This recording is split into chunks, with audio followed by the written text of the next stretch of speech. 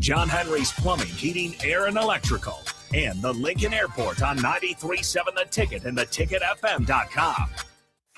With UBT, you've got total control over your money. Like Doug, who runs his game day tailgate like a well-oiled machine.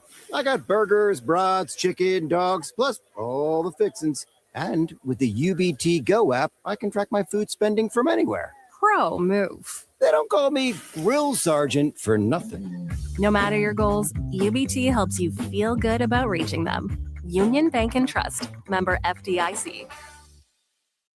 This is Lincoln's home for sports talk on the FM dial. Also online at theticketfm.com. On the internet. KNTK FM Firth, 93.7 The Ticket. Bauer Underground has been serving local contractors and utility contractors all across the state since 1997. When you see the black and white trucks, you know that the best workers in the business have arrived. Bauer is currently looking for equipment operators, laborers, diesel mechanics, and aerial linemen. Join the brotherhood built on hard work, authentic people, and a pedigree of success. They're offering top-notch benefits, a matching 401k, and a $600 per year clothing allowance. Bauer Underground, a family-friendly company with plenty of room for advancement. In a world where Wi-Fi battles rage and bandwidth is never enough, one family dares to connect it all. Work from home, influence all day, stream all night, and game to win. Deadlines, downloads, and dance-offs, all happening under one roof, flawlessly. Can your internet provider do that? Fiber fuel your household at allofiber.com/all-in. Empire Netting and Fence delivers top quality netting and fence solutions. From major sports venues to backyard installs and everything in between, coast to coast. We take on tough jobs with grit, integrity, and a strong commitment to safety. Empire is growing, and we're hiring motivated people ready to grow with us. We build each other up, and we're building something big. Think you've got what it takes? Apply now at empire-fence.com. That's empire-fence.com. If you're seeking a career with a growing company, Gaina Trucking and Excavating is hiring and looking for additions to their team. Gaina Trucking has a strong team culture, competitive pay, 401ks, and benefits like health, dental, and vision. Drivers are guaranteed 40 hours per week, even in the winter months, and are home every night. Start your career today at Gaina Trucking and Excavating. Apply today at gainatrucking.com. Just got the brakes fixed on my car today. You did? You haven't even left the office. I didn't need to. I got a guy who picks up my car and drops it off when it's done. Well, who's your guy? Graham Tire. They have pickup and delivery service at all 5 of their Lincoln locations. Schedule your service online on the Pickup and Delivery tab at GrahamTireLincoln.com. That's GrahamTireLincoln.com. Let us do the running. Some limitations apply. See store for details. This is the Don't Punt Hour with former Nebraska receiver. Throwing over the middle, completes the pass. He's got speed to the end zone. Touchdown! 45 yards. And return specialist. This time he beats the kicker and one more. DeMornay Pierson-El. Only does the sideline have confidence in Pierson-El, but Pierson-El has confidence in Pierson-El. On 93.7 The Ticket and theticketfm.com. Powered by the Teammates Mentoring Program.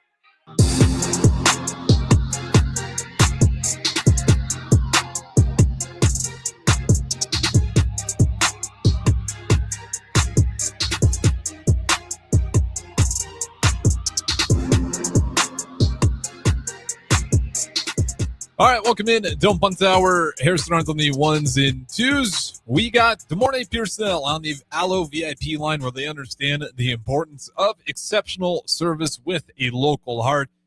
DeMornay Pierson-El, how's it going on a fine Wednesday evening, January 21st? Not too bad, you know, trying to stay warm.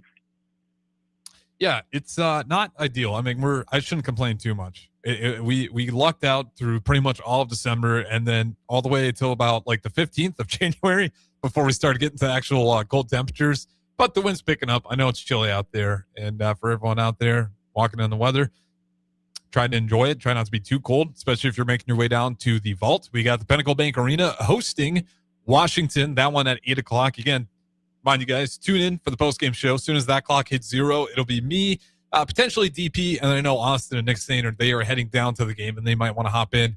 Austin Orman, for sure, once he's done with the presser, he'll hop in here. But we're going to talk about that because there's an opportunity for Nebraska basketball to go 19-0, 8-0 in the Big Ten, just like everyone anticipated to begin the season, at least in that locker room. They're not surprised by this, but I think it's fair to say maybe some of the fans are. The matchup predictor, I don't put a ton of weight into this on ESPN because it can often be wrong, but it's somewhat of what Vegas is thinking. It's got an 84% chance for Nebraska to win this one at home. We talk about home games in the Big Ten all the time. Tough to pull off if you're the road team. Good morning, Pierson-El. Husker Hoops. They get Washington, 8 o'clock. What's at stake here for this team? Again, this is going to set the floor for Michigan. If they stay undefeated, they win this one. That 20th game of the year will go ahead and be Michigan, which is kind of hard to believe. The only thing that's at stake is if, taking a loss. I mean, everything else is still on the table for everything or whatnot. So, I mean, even if that does happen, it's not the end of the world. But if it does happen, I don't think the stuff that is on the table will be taken off. So, the pressure is really not or shouldn't be on Nebraska at all, and they're playing home. So good luck to Washington. Yeah, that's a good way. And I correct myself. We do got Minnesota. I forgot. It's a tough little stretch here for Husker Hoops because it is Washington tonight, obviously 8 o'clock, as I said, and then it's Minnesota on the road, then Michigan on the road. So you got the 21st tonight, and then on the 24th, quick turnaround. You don't got a ton of time left. We'll be back at it again on Saturday, and that is a 11 a.m. game, sleepy morning game at Williams Arena in Minnesota.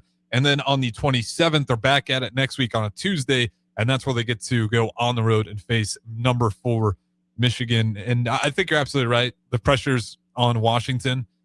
They don't basically want to get blown out. I think in this one, they want to stay competitive. A little bit up and down season for Washington. But for Nebraska, again, the expectation is you want to stay undefeated. You want to keep winning ball games. But they've done so much damage already. You like where they're at. I think the expectation is obviously to go out there and win. But I think that's well said. Washington's going to have the pressure on this one, and just about anybody coming to the vault, pressure's on them to see if you can knock out the Huskers. What do you think's led to just a great 18-0 start with the potential to go 19-0 tonight for the Huskers? What was the question? It cut out. Sorry, what do you think's led to such a phenomenal start that's led them to go 18-0 and potentially 19-0 if they beat Washington tonight? I think they had the right personnel in there with the right mindset. A lot of unselfish playing. A group of guys that came together that understand their roles. I mean, it's guys coming back. It's year 2 for guys being in the system. So I think it was a collective of guys putting differences aside or personal gains and personal wants kind of aside for the better benefit and actually trusting the system, the scheme, and everything like that, and allowing it to flourish. Yeah. Can't really summarize it any better. I mean, the chemistry on that team just looks phenomenal. You see it game in, game out. They all play really well together. Sam Hoiberg, it keeps getting called the glue guy, and rightfully so. All the small things he does, but then you got Cale Jacobson, who's also out there. And these past couple of games, we haven't even had to rely on Rink Mast as much as maybe some people have thought we had. He really played phenomenal. He had that big game versus Michigan State. And in these past few games, we've been able to limit his minutes. The Nebraska's been doing enough, which is great for a guy like him who's coming off a really tough injury, had to take the entire last year off to try to rehab and get back healthy. And to be in a situation where you're undefeated and you can play one of your best players, Rink Mast, sometimes under 25 minutes a game, under 20 minutes if it's really going well, is just another bonus for Nebraska. And it shows the depth of this team and how many people they can rely on. The key for this one, I think for the Huskers, stop Steinbach. For Northwestern, Steinbach, he's their leading point scorer. He's also their leading rebounder. He gets about 17 points a game. He's also going to get you about 11 rebounds a game. If you can win the rebounding battle or at least keep it close and try to do as much as you can to slow down Steinbach, I like our odds a lot. Also, Nebraska basketball has done pretty good against elite bigs. That's been a theme. They do a good job putting pressure, trapping. Anytime they try to go down low with it, you see it all the time. Sam Hoiberg's great. Cale Jacobson's starting to do it more and more. They're really good at raking as soon as those bigs get the ball down there of trying to get a blindside steal. You stop him, you feel really good about today's results. Are you surprised that Nebraska basketball has been rebounding as well as they have been. I think it was one of the concerns. And then last year, I would have looked at Steinbach a little bit more worrisome because of that rebounding battle would bother me. But this year, they've actually managed to do a pretty good job of not just maintaining and staying in pretty close to that battle, but oftentimes winning it. No, I wouldn't say I'm concerned about it and everything like that. I think, like I said, that like people understand, you know, what the role is, what the expectation is, and everything like that. I think the staff has done not only this year. I think, you know, the time in being there, I think they've done a very good job of, you know, outlining whether it was, you know, an undersized guy getting rebounds or crashing the boards and everything like that. We've had that before, but you know, you got some guys with size in there, and you know, they're not soft. You know, they're coming out of their shells and they're really, you know, taking things to the next level and everything like that. And that's, you don't have to just rely, you know, on a smaller lineup to kind of box, you know, guys out and everything like that. So no, it's not concerning. Like we've seen, you know, teams in the past with less, you know, gifted abilities, meaning height, you know, out rebound, or, you know, we've seen smaller guys, you know, go at Zach, you know, Edey when he was still in the Big Ten and everything like that, and pushing him, you know, off the block and whatnot. So it's not surprising because, you know, that's kind of been, you know, in the recipe. Now, could we have, you know, done it better and everything like that? And maybe things, you know, we didn't think it might have looked necessarily like this. But I won't say that's one thing that was, you know, terrible or just, you know, really, really awful or whatnot. There's always, you know, room to improve on stuff. But I feel like this staff has done a really, really good job with, you know, the basic and the fundamentals and improving on that. You know, it was never, you know, the basics weren't never covered. That was something that was always, you know, up to par with things. Yeah, that's, you know, Nebraska's ironically done a really good job against bigs, whether it was Kalkbrenner with Creighton last season, or remember the Derek Walker, and he went at Zach Edey, Brink Mast, he's gone at Zach Edey. I mean, we've actually done pretty well against teams that really thrive utilizing their bigs. And the rebounding's just been a cherry on top to see that number. Looking at some of the games for Washington that they have gone through, which they are coming through an absolute gauntlet right now, and it's kind of the cherry on top that they're going to have to go play Nebraska on the road on a Wednesday at 8 p.m. Here's some of the earlier games. They did lose to Baylor was their first loss of the year. They did get a ranked win over number 24 USC, and they did it on the road as well, one of their more impressive wins. And then they hit this stretch where they had to play number 3 Purdue on the road, where they lost. They get to come home and play Ohio State, but then they had to play number 4 Michigan at home and they lost. Then they had to play number 12 Michigan State at home and they lost. And now they have to go on the road to play number 7 Nebraska. Not a fun stretch for those guys. And then they get to go home versus Oregon, but it turns right back around with a road game versus number 11 Illinois. So they are in a really tough, desperate part of their schedule, where I'd imagine if they're looking at Nebraska, if they can find a way to steal one of these ranked wins when they saw this stretch of Purdue, Michigan, Michigan State, Nebraska, Illinois, I'd imagine they're just trying to steal a couple of them. And they got that home game versus Oregon. They can probably feel much better about their odds of winning. But, you know, it's a Northwestern team that's kind of down and out right now. They're not bad, but this stretch of games has really maybe hurt their confidence. Like I said, they're 10-8 on the season. They're only 13th in the Big Ten as it sits, and it's going to run through their big. That's going to be the key for me. Give me a couple of key players for Nebraska before we go ahead and move off of Husker Hoops. Key players. Of course, I think Sam. Of course, like I said, he's a glue guy. He gets things. I feel like he pushes the tempo. You remember how?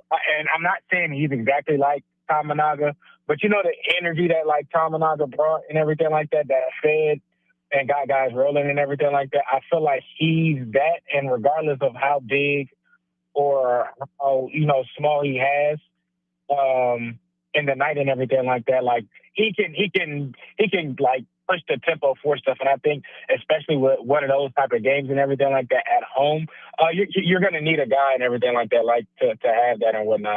I think he's definitely he's definitely important on that. I think I can't pronounce his last name. Is it Barry Uking? Barry Uking, the turkey. Yeah, that. Yes. Just consistent playing for him, showing up and everything like that. And then outside of him, I mean, of course, Mass. hopefully it's not one of those nights where he has to kind of go off and save us and everything like that. You would rather have a chill night from him, but it can be one of those nights to where, you know, he is, you know, on that type of time and can really, you know, stretch the floor and everything like that. But I think, you know, Northwestern is going to lay down. It's a Big Ten opponent. They know us and everything like that.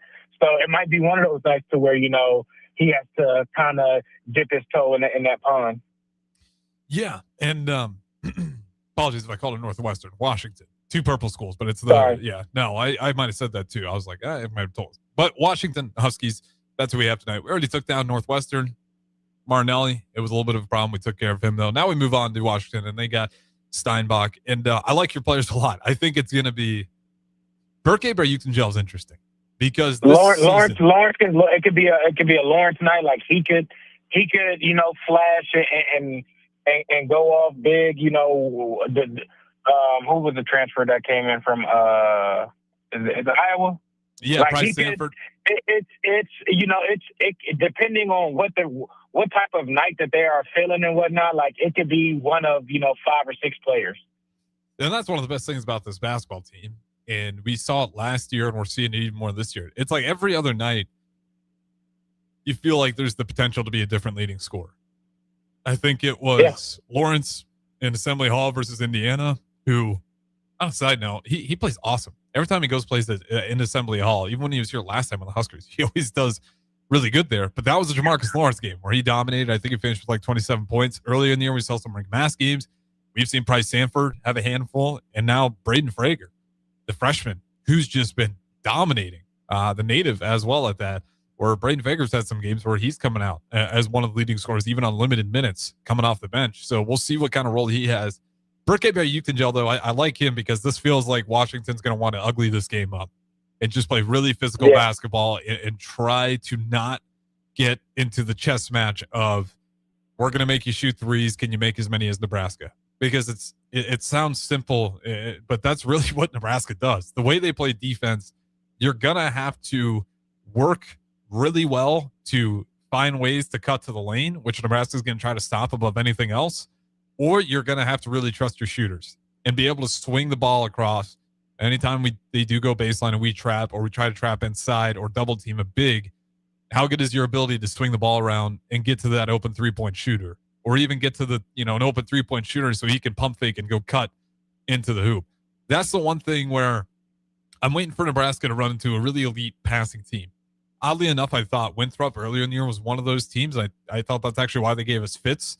They weren't necessarily knocking a ton of threes down in that second half, but the way their offense was operating, I think, was the closest way I've seen so far on how you beat Nebraska. Or you take the Illinois road and you dominate us in rebounding, you bully us on the boards, and you're getting a lot of second chance opportunities.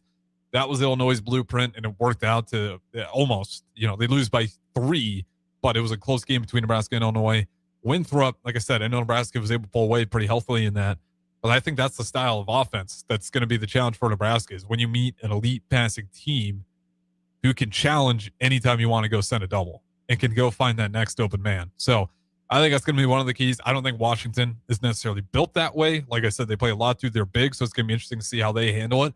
But for Burke Barukton-Gel, what have you seen out of him? Because this has been such an awesome year. He comes out of UCLA. He plays the season at Nebraska. And I think a lot of people are unsure, what do we have in this guy in Burke Barukton-Gel, who kind of had to play the rank-fast replacement role at times last season with him being out.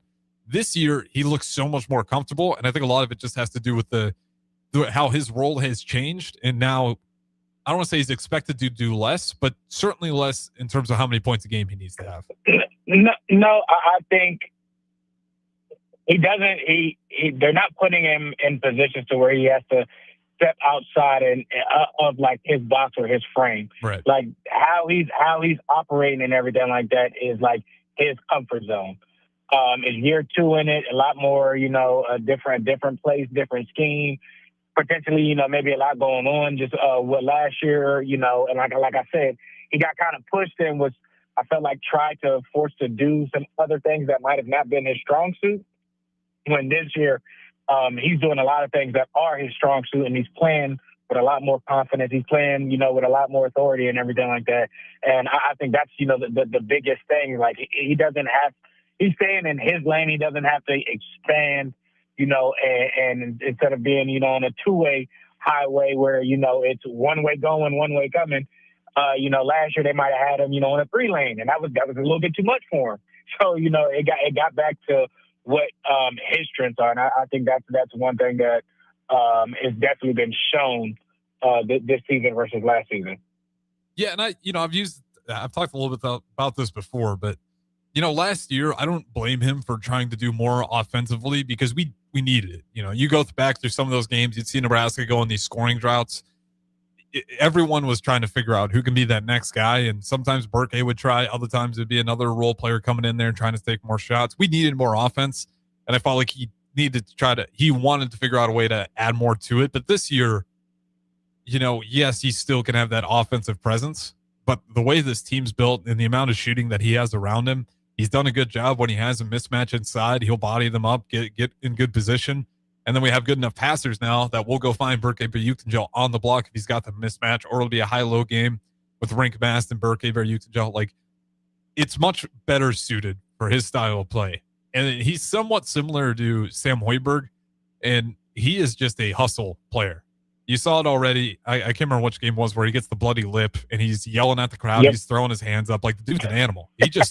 He wants to go compete. And I love a guy like that at the Vault because damn well that he is not going to let anyone easily go take a win at that place.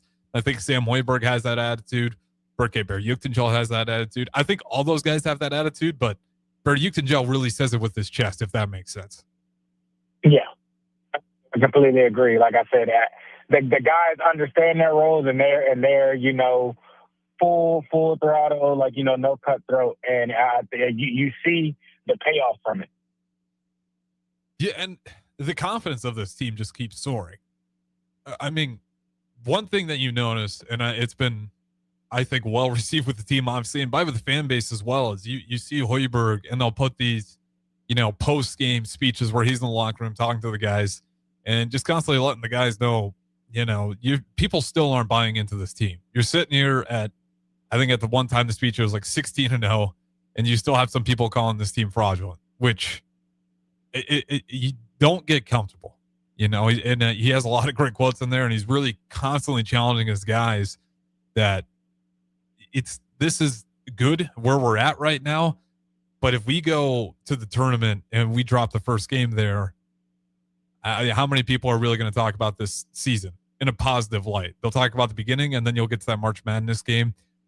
The goal is to keep dominating. It's not the final goal, but I just really like the attitude of this team, and I think that's what you see is just consistently wanting more.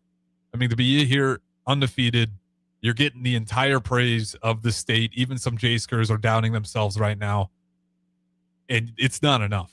It's one of the best things to see in this team, and you get a lot of passion out of them. So should be a good game. The spread is 11.5. You think the Huskers cover? I think so. I think so too. 1-800 bets off. I just point out the spread because Vegas usually has a good idea on how these games go. I don't like encouraging anybody to go out there and bet, but you can do what you will. You're an adult. All right. That being said, we'll throw it to break. We'll get to some more Husker football on the other side, and then a little bit of NFL as well, because we did not quite get through that coaching carousel quite yet.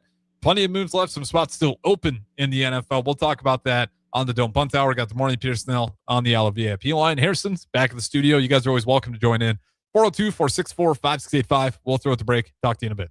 If your home isn't delivering the year-round comfort you expect, call the experts at Bryant. Need service? Call 467-1111. Bryant Air Conditioning, Heating, Electrical, and Plumbing. This is your year to win way more than bragging rights. At Warhorse Casino, your love of the game could earn you serious cash. The Pro Football Frenzy is free to play with cash prizes all season long, like up to $1,000 weekly, with your chance at $1 million, all while earning tier points and comp points every time you place a sports bet. Only at Warhorse Casino. Wagers may only be placed on Nebraska-based teams when played outside the state of Nebraska. Must be 21 or older to gamble. Gambling problem? Call 1-833-BET-OVER. Hey guys, this is former UFC fighter and mixed martial artist Anthony Lionheart Smith. The Upside Bar and Lounge in South Lincoln is the go-to spot for every UFC event, prelims, and main card. There's never a cover, so make sure you get there early and stay late. Upside Bar and Lounge has daily specials, a margarita club, and a taco club. And don't forget, they just added Buzz Bowls to their menu. Learn more about upcoming events by visiting UpsideBarLNK.com and stop into their South Lincoln location for every UFC event on 27th and Pine Lake. Big value and big flavor meet at Wings and Rings thanks to the all-new delicious Duo Combo. This is the one you've been waiting for.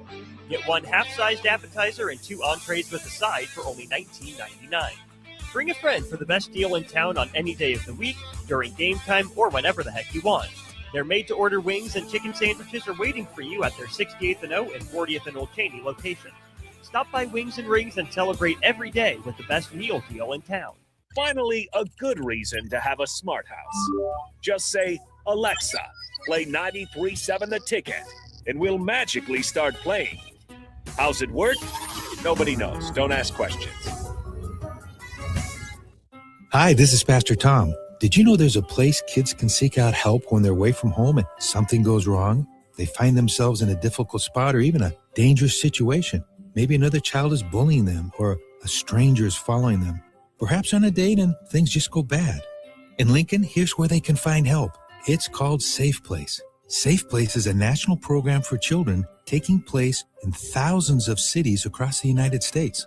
The People City Mission is sponsoring this program in our community and has set up a number of businesses, fire stations, schools, and nonprofits around the city to become safe locations where kids can seek out help.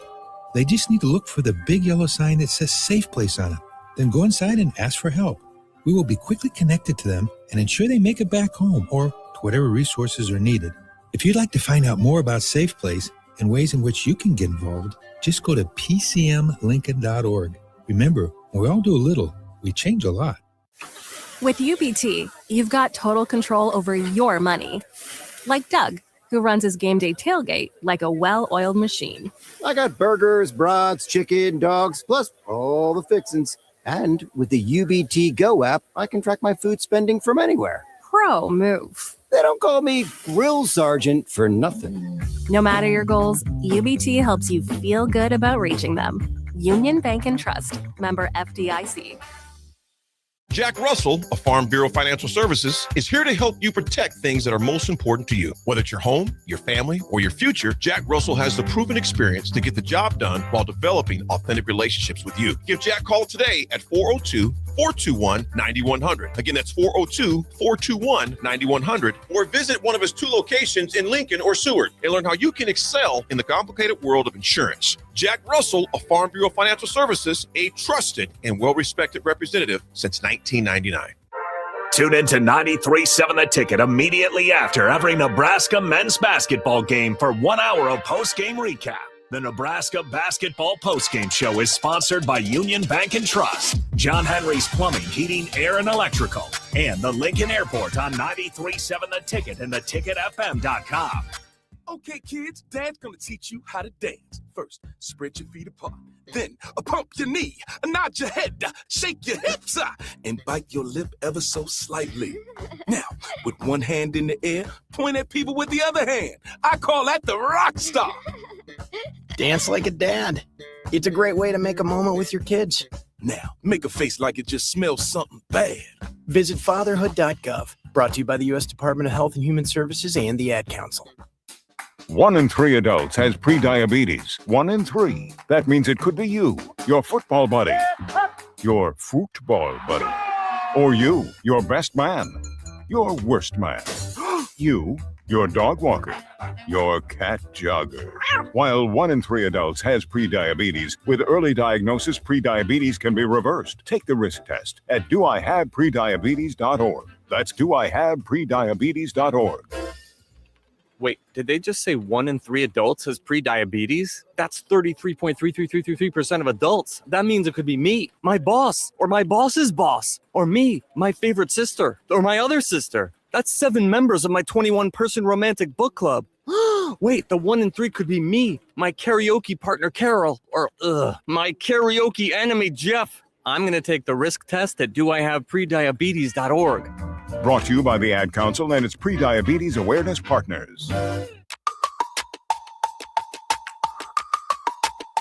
This is the Don't Punt Hour on 93.7 The Ticket and theticketfm.com. Powered by the Teammates Mentoring Program. Here is your host, Pierson-El.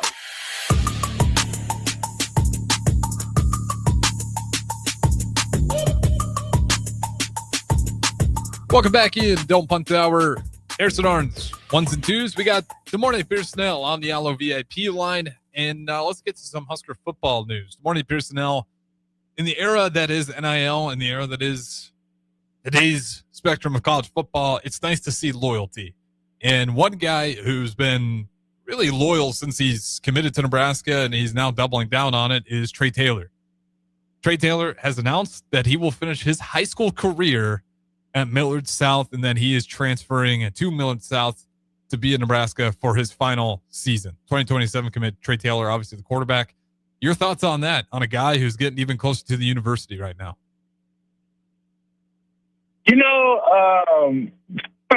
the new age guys are acting different. I'm not. I guess it's a good thing. Like I don't. It's not bad. I mean, if they had, I'm sure, if I'm not mistaken, I think Miller South got in trouble for something similar like this last year with a few guys from Kansas City or something like that. So I don't know how it's working or whatnot.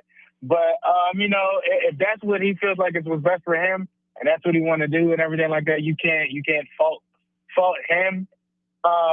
He's been definitely somebody who's very vocal about his love for the state and the university and everything like that. So it's good to see, the level of commitment that comes from, an individual.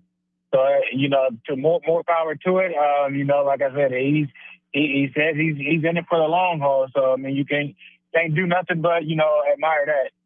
Yeah. Obviously he was initially at Carmel Catholic down there in Illinois, and now he's going to Omaha, North South. I mean, in today's era, I take it as a good thing. I mean, it's different. It's a different ball game today, but if he wants to get even closer to Lincoln, Nebraska, and he's still on board with, I mean, let's be honest, the season did not end the way that any of us probably wanted it to. You have 3 tough blowouts to Utah, Penn State, Iowa. Not in that order, Penn State, Iowa, then Utah. And he's consistently doubled down. He's recruiting guys to the University of Nebraska. He's not here yet, but you like everything that he's been saying and how he continues to really sell the program. And he's even, been on X, and maybe some people think that's not really doing anything, but he's committed. He's kept the same energy. I'll give him that. Like he hasn't wavered. Like all the stuff that he does, on the internet and everything like that. Like he's been doing that since day one. So I mean, I can at least appreciate that.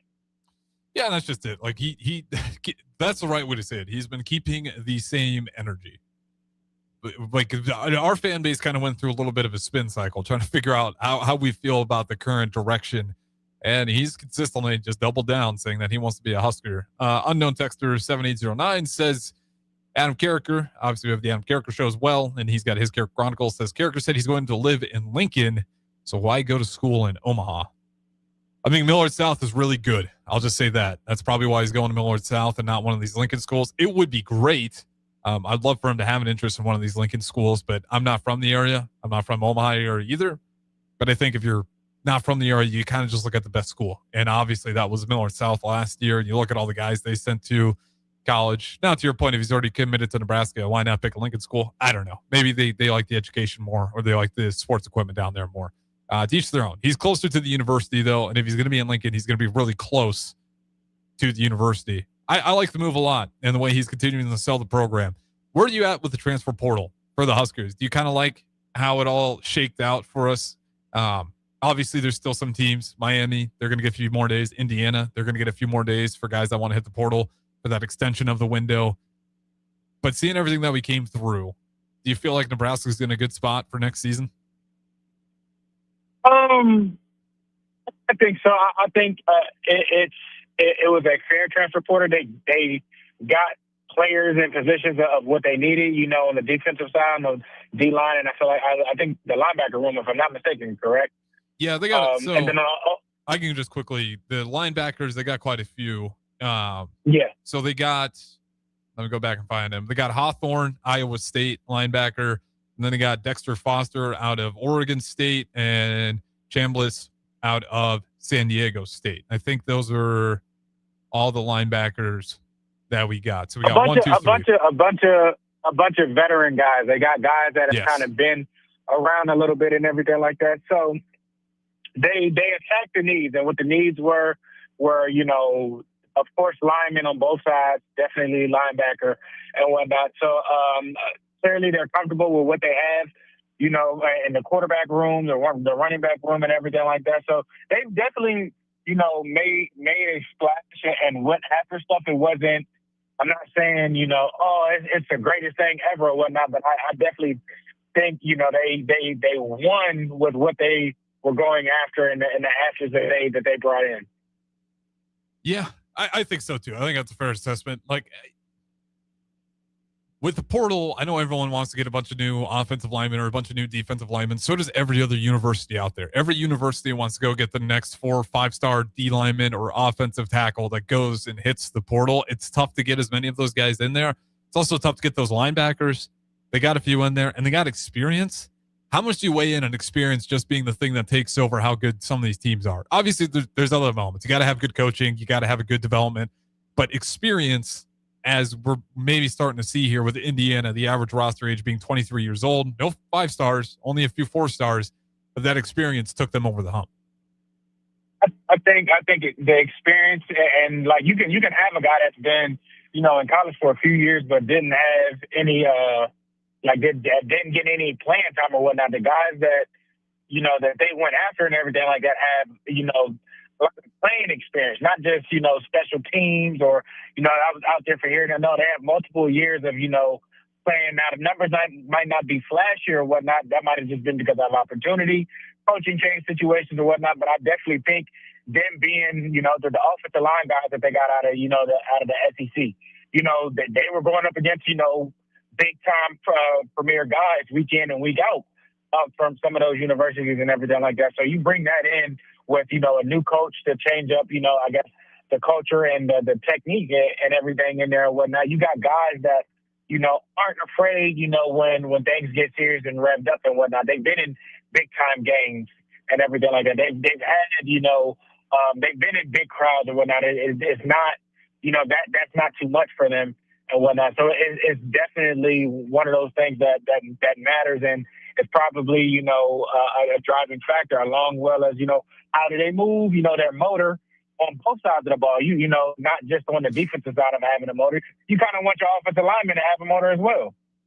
Yeah, and it's not even just football. I mean, real quickly, just kind of back to Husker hoops. It's kind of the same thing you see with our Husker basketball team right now. Those guys got a lot of experience. They got a lot of past games under their belt. They've been in close situations. They've been on the losing end of some bad situations.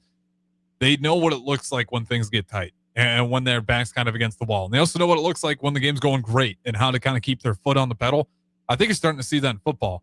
I know I've talked about this with the March Madness tournament, and how a lot of how I pick March Madness now is a defense has always been a thing. And also, how old is the team? Does the team have an average age of 20 or an average age of 20? I think it was, who was it last year? Last year, they made it pretty far. The average age was Auburn. Auburn. Auburn had, I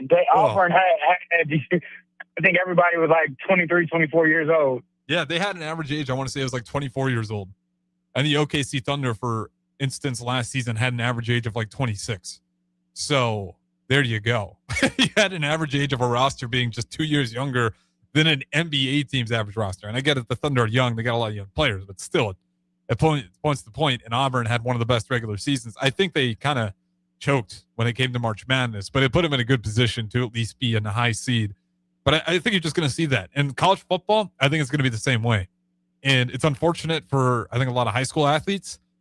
But now how open the rules are, I mean, you can go do 2 years at JUCO and it doesn't do anything to your 4 years you can go spend at the university.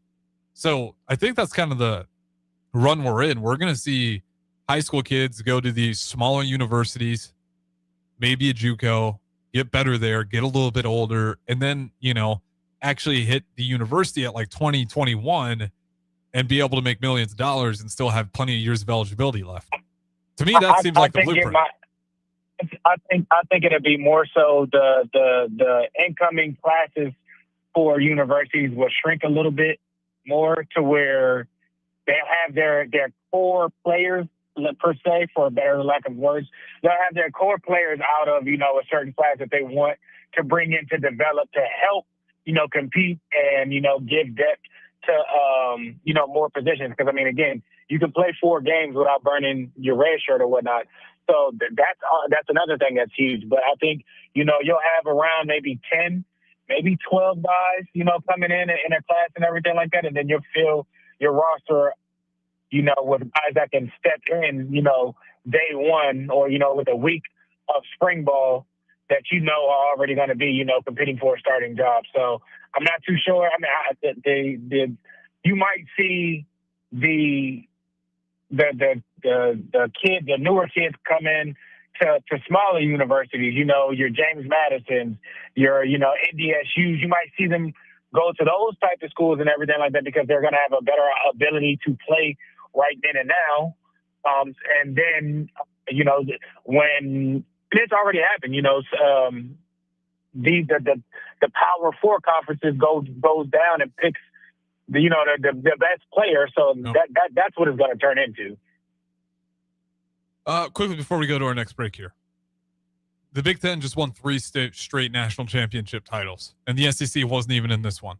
Or were they in last year? I don't think they were. Was it Notre Dame and Ohio State? Or who did Ohio State play in the championship game? Who did they play? It's slipping my. Well, no, it was Notre Dame. Yeah, so they weren't in the championship last year, and I think this was the first time where two Adidas schools were in the national championship and Nike was out. Yeah, absolutely right. So there you have it. I just want to point that out because I feel like the SEC is losing ground. That's my only point here. Is the SEC losing ground in college football? And if they are, why do you think that is? I wouldn't say they're losing ground. I think that their ground is definitely on fair grounds now. It's not, well, for fair ground, they're struggling. Again, it's not. I don't want to say it's not the Premier League because I still think it is the best, but it is one of the best.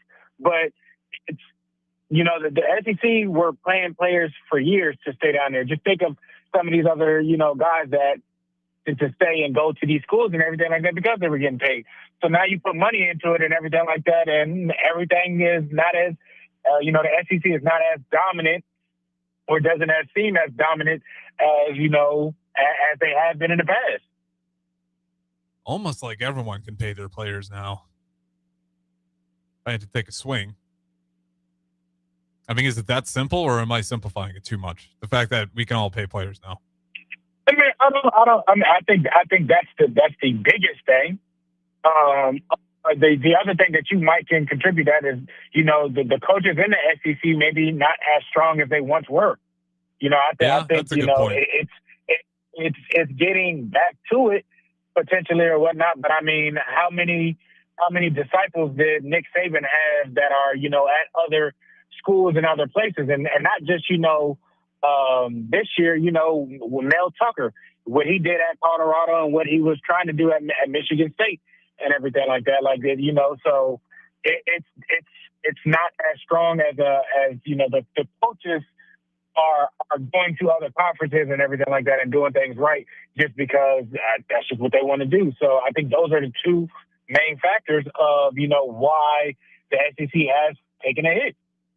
Yeah, I'll agree with that. I'll add a third one. I do think, and maybe people will correct me if I'm wrong, but I'm pretty sure that the Big Ten universities, as far as money goes, more Big Ten universities are doing better as far as how much spending money they have than some of these SEC schools.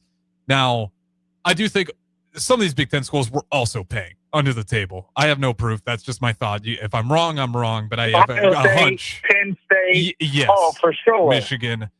I have a pretty good feeling that those guys were also. So to me, it's not like the SEC was the only guys doing that. I think there were some Big Ten schools as well. But I think now that it's open and legal for everybody, some of these other schools that maybe weren't as nefarious when it came to that stuff they have the funds to go and do it. And I do think you're 100% right. The coaching in the Big Ten's gotten really, really good. There are phenomenal coaches. And now you throw a juggernaut that Indiana is now with Kurt Cignetti. I think we're all high on Bielema over there at Illinois. Whatever you think of Matt Rule, that's a big name coach here at the University of Nebraska. Fitzgerald's now at Northwestern. Who was the coach that just Fitzgerald at Michigan State? Who was the coach that just took over Michigan? Like that. That's a big hire. You got Whittingham out of Utah to Michigan. It's a huge hire. You got Penn State's coach, and I mean, the coach before him was still Franklin was still competing for stuff and everything like that. So I mean, and before that, so like I said, I just think the Big Ten has done a better job with catching up and being on an even playing field more so than playing with one arm tied behind their back. Yeah. And the unknown texter saying, remember when Shane Gillis called out Nick Saban? I do remember. That's the iconic where he called him Alabama Jones and called out Saban for paying his players. Saban did not appreciate that one. But at least now it's all open to the public, right? We're all allowed to pay each other what we want. If you got problems with the numbers, I think you have to take that to court now for how complicated this stuff's getting. But I think the coaching, you're 100% right. The Penn State getting rid of Ben Franklin, or not Ben Franklin, James Franklin, was one of the best things that could have happened for other Big Ten schools. Like, thank you. I don't have to worry about James Franklin nearly as much. I thought he was a great coach. Now he's over there in Virginia. So we'll see what it looks like down the road for those guys. But Whittingham, to your point, that's huge for Michigan. To me, that makes Michigan more terrifying than if nothing happened with the whole Sharon Moore scandal. And we didn't know about that. And if he was still coaching, Whittingham scares me more because he seems like he could get Michigan and he fits that culture really well.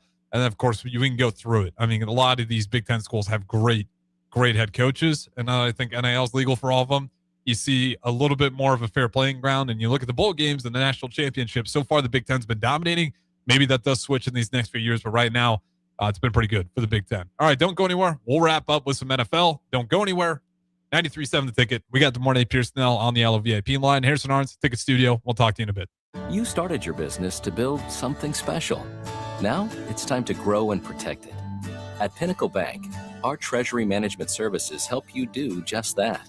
Through smarter payment technology, account administration, and fraud protection. So no matter the size of your business, you can get the most out of your financial operations. Request your free consultation at pinbank.com/consult. Pinnacle Bank, the way banking should be. Member FDIC. Are you looking for an exciting new way to put your skills to work? Explore new career options in the fintech industry at Currency, a Sandhills global company. We offer full-time positions in financial sales, compliance, operations, and other fields. We also offer a 4.5-day work week, an attractive benefits package, and opportunities for advancement.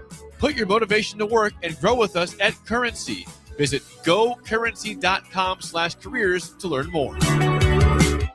Hey guys, this is former UFC fighter and mixed martial artist Anthony Lionheart Smith. The Upside Bar and Lounge in South Lincoln is the go-to spot for every UFC event, prelims, and main card. There's never a cover, so make sure you get there early and stay late. Upside Bar and Lounge has daily specials, a margarita club, and a taco club.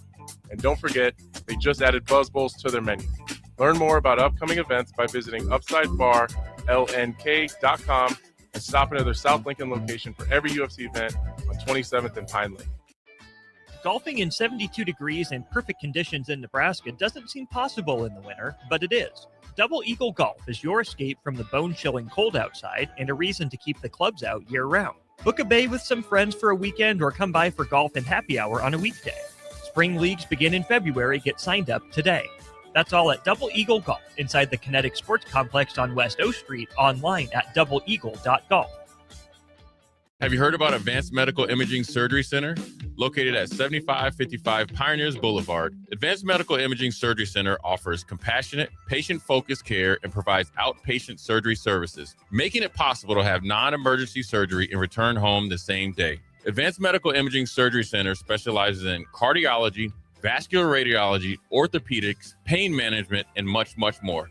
Give them a call today at 261-1085 or online at amimaging.com. Ready, set, forward. Just announced 0% for 66 months with approved credit on all 2025 Ford F-150s at Zollner, Fort Beatrice. Save thousands in finance charges. If your current pickup loan's 4, 5, 6% or more, trade in today and receive 0% for up to 66 months on a brand new 2025 Ford F-150 of your choice at Zollner, Fort Beatrice, Nebraska's volume dealer with the hometown service you expect. Lincoln's go-to for fun isn't new. It's a place that's been a staple of the city for years and is only getting better. Matson's Bowling and Billiards always has open bowling available with no long lines, unlike other centers. They have live music almost every weekend and great food at EJ's Bar and Lounge, with seating for 150 people. They have popular meals like the EJ Burger, pizza for the whole family, and famous EJ's Wings. Contact Sarah to book a party for friends, coworkers, or family at Madson's Bowling and Billiards, just south of 48th and Holdridge. 93.7 The Ticket, Fox, KFXL weather. Sponsored by John Henry's Plumbing, Heating, and Air Conditioning. Your Lincoln forecast for today, we'll see mostly sunny skies, and it will be windy. An afternoon high near 47. Tonight, increasing cloud cover with a light breeze, a low around 17. And tomorrow, we'll see mainly cloudy skies, be breezy and cooler, the high near 35. I'm meteorologist Kyle Hutton for 93.7 The Ticket and theticketfm.com. Start your Sundays off right with Jeff and Nicole Essink on Fitness Fanatics. Jeff and Nicole discuss health and wellness, how to achieve fitness goals, and more through the life of gym owners and gym goers. It's Fitness Fanatics from 9 to 11 a.m. on Sundays on 93.7 The Ticket and theticketfm.com. This is the Don't Punt Hour on 93.7 The Ticket and theticketfm.com. Powered by the Teammates Mentoring Program. Here is your host, DeMornay Pierson-El.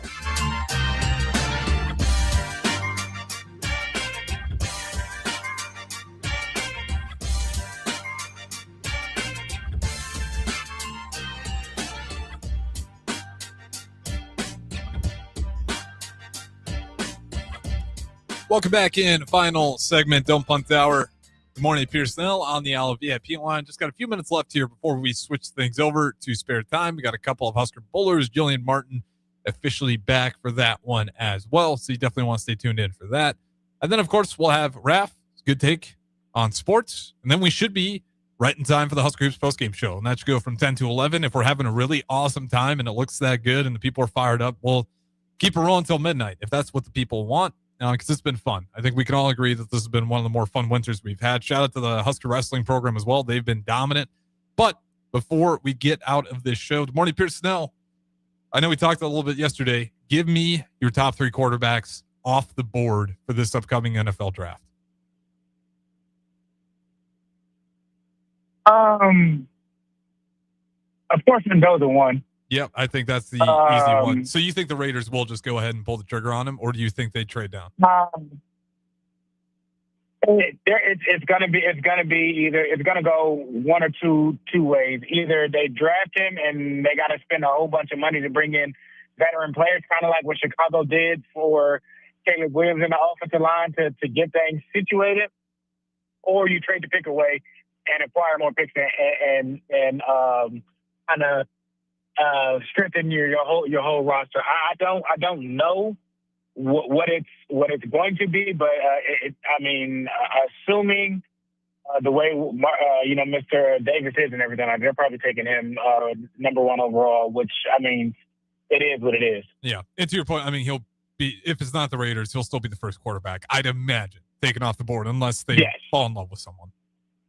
Yes. Now it gets tough already, because I don't know who you want for 2. The other question is, I don't know if is it Trinidad Ole Miss quarterback. Yeah, Trinidad he's nice. I don't know if he's considered. I don't know if he's going to declare. I think if he comes out, he's the number 2 quarterback. I take him. It's kind of more so like a Drake May kind of, or a Drake May Jaden Daniels type situation where you knew Caleb Williams was one, but you could toss any one of those 3 in that one spot.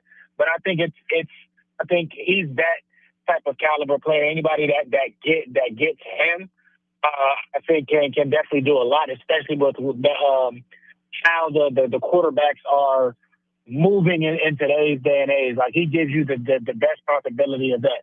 So if he is included in that, I'm going him 2, and then I will probably go Carson Beck 3. Yeah, honestly, those are 3 guys I had. Dante Moore would have been in there, but obviously he's going back to Oregon. Ty Simpson, I'm out. You know, I don't. He's got a little bit tough. He could prove me wrong. I think he got really handicapped by the fact that they had no run game, so it was a lot easier for defenses the game plan against him. But you know, it's crazy. At the beginning of the year, we're talking about Klubnik, Nussmeier, Drew Aller, and it's like we end the year with Fernando Mendoza, Carson Beck, and Trinidad, and then maybe like Ty Simpson a lot. Sure. I'm just not a fan of Alabama quarterbacks in the NFL. Like, the one exception was Tua, but I mean, I can't even say that anymore. So, I'm just staying away from Alabama quarterbacks. Like, you can, like, what Alabama quarterback has gone to the NFL and, you know, took the next step went above and beyond? Hurts? He graduated from Oklahoma. He's not. Yeah, but he went to doesn't Bama, count. but You're not going to count it. No, I'm not. No, because on his draft card, where did it say he was drafted out of? Oklahoma. Yeah. So that's what I'm going off of. All right, fair enough. Yeah, I was thinking. Honestly, that was the only guy I could think who's won a Super Bowl who had Alabama ties, although it didn't graduate from there. But that being said, I thought we'd go back and forth a little bit more. I'm 100% with you. It's Mendoza, and then I would probably go Trinidad, and then, you know, I'm sorry, I'm Carson Beck. If Trinidad is out of it, that makes things a little bit more sticky. Yes. Well, with that being said, we will go ahead, get out of here. This has been the Don't Punt Hour. That is the morning Pierson-El on the All VIP line. Appreciate his time as always. We'll let him go, and we got spare time. Up next, we got Julian Martin, Kayla Starr, a couple of Husker bowlers. They are officially back. The full crew is back right here, 93.7 The Ticket, theticketfm.com.